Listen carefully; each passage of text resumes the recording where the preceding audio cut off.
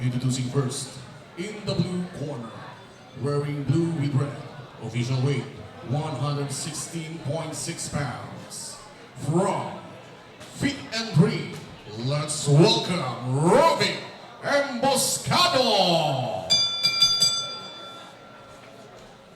And his opponent in the red corner, wearing white with gold, official weight 120.1 pounds. Representing Escape Gaytay, ladies and gentlemen, here is Miko Kamingawa!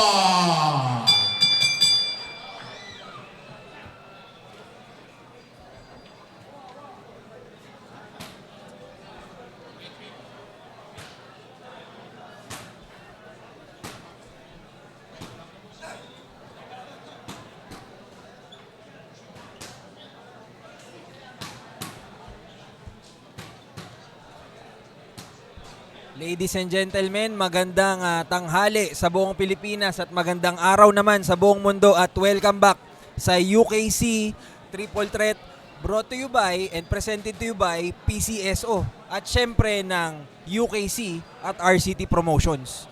Ngayon po ay maghaharap na si Miko Kamingawan at Rovic Emboscado.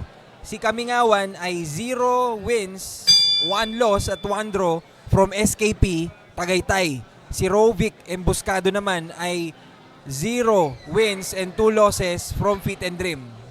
So tingnan po natin itong dalawang boksingero natin. Si Emboscado yung nakasuot po ng blue shorts with the orange flame patterns.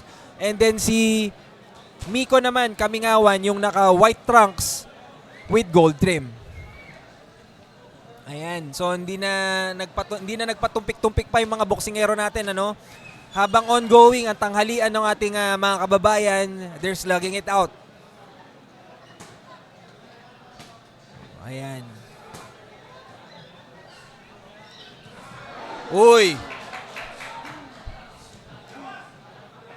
Buti na lang, hindi pa nanananghalian si Miko. Pero si Miko nagpatama na rin kay Emboscado.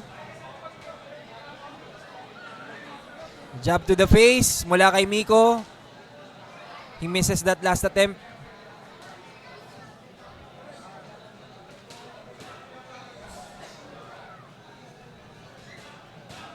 Emboscado attempting yung kaliwa na yun, pero hindi siya ganun ka-successful. Emboscado misses that overhand right, and he is punished by Miko Kamingawan.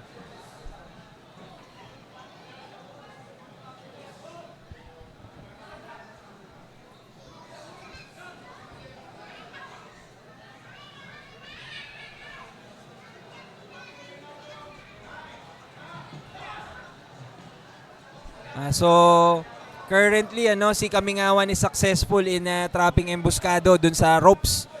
So, basically, he's trying to cut yung mga daanan ni Emboscado. Kaya napapakawalan niya rin yung kanyang mga suntok. Basically, parang at will din dito sa napapanood natin sa round 1. Sabi ni Christian Paul, ba't walang boses? Kanina pa po ba to, Mr. Christian Paul? Baka naman ngayon meron na. Ayan. Anyway, Miko Kamingawan throwing those jabs.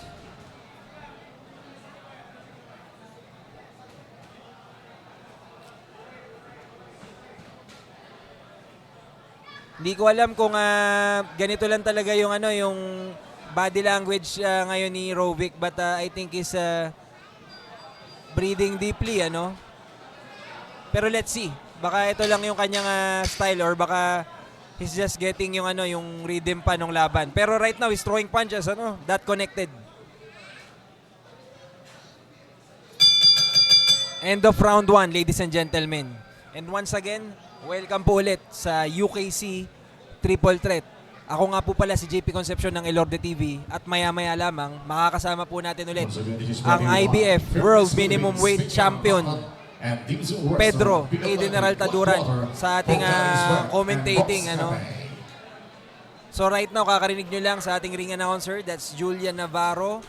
And papunta na po tayo sa round 2 nitong Kamingawan versus Emboscado.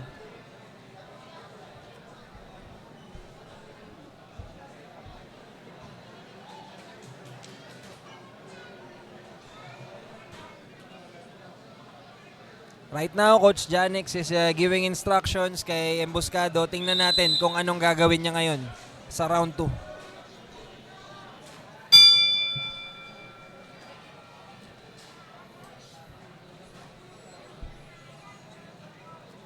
Emboscado doing some head movement. Ayun, medyo mas tumatry na pumasok ngayon si Rovic, ano? Maybe he was instructed to be more active in terms of yung maintaining a straight line para maiwasan siguro yung pagtama ni Kamingawan. Kung mapapansin nyo kanina nung round 1, ano, medyo maraming nagland na job si Miko. So right now, Emboscado is trying to gumagawa siya ng paraan para i-neutralize yun. But basically, kung hindi tatama sa ulo, Miko has an answer.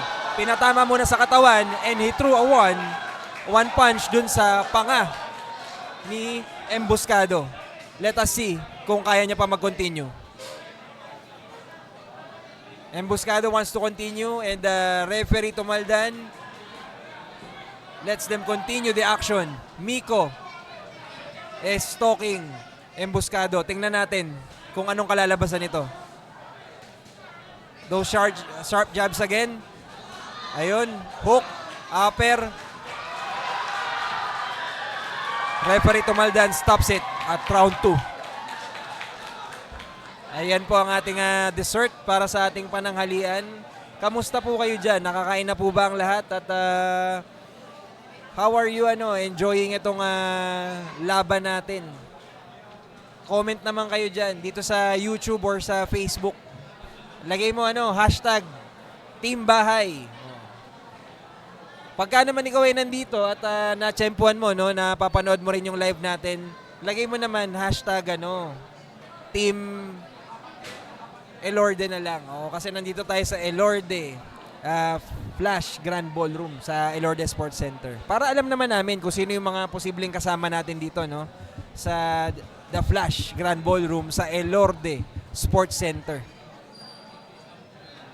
So para sa nagtatanong kanina kung matagal pa ba si Pasiones, ayan, binilisan tuloy.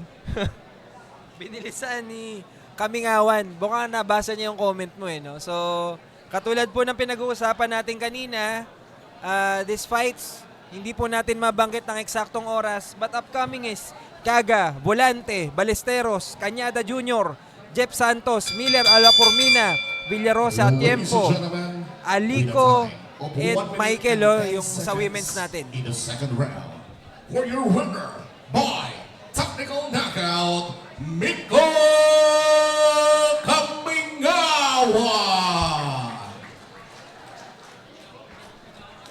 There you go.